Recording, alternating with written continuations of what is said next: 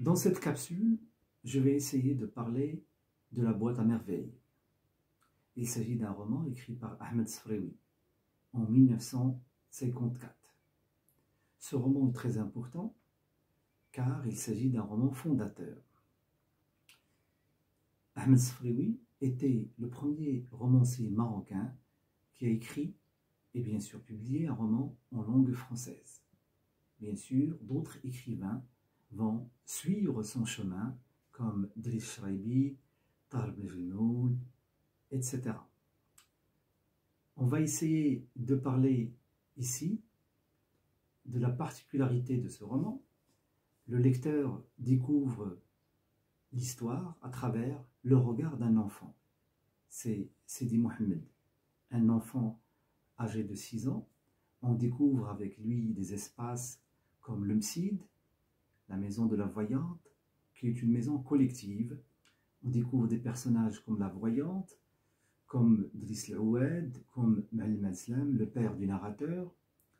Ce roman nous met dans un Maroc traditionnel, bien ancré dans la tradition, surtout du siècle précédent, le début du siècle précédent. On doit dire également que dans ce roman, il y a beaucoup de thèmes. Le premier thème que je voudrais traiter, c'est le thème de la solitude. Nous sommes devant un thème moteur. J'ai dit moteur parce que c'est le thème qui fait bouger les événements. À chaque fois, le personnage central met le doigt sur sa souffrance liée à la solitude. Il le dit dès l'incipit en parlant du poids de la solitude et il le souligne vers la fin du roman.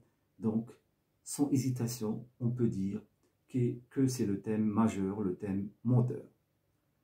Il y a d'autres thèmes dans ce roman, comme le thème de la femme. Il s'agit d'une femme traditionnelle. Si on se fie à son mode vestimentaire, on va trouver le haïk. Le haïk renvoie bien sûr à un certain nombre d'éléments qui renvoient à une femme traditionnelle, une femme au foyer, à l'évidence.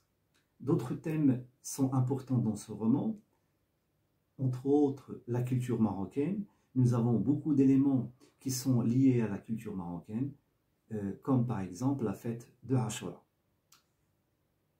Il faut dire également que dans ce roman, il s'agit de beaucoup de figures féminines.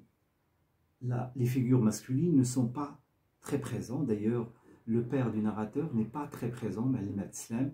On le voit rarement, mais il est présenté comme un homme exemplaire, un homme pieux, respectant sa famille, un homme fort qui a choisi de se déplacer dans les environs de Fès pour travailler afin de résoudre une crise financière qui a touché la famille suite à la perte du capital au souk.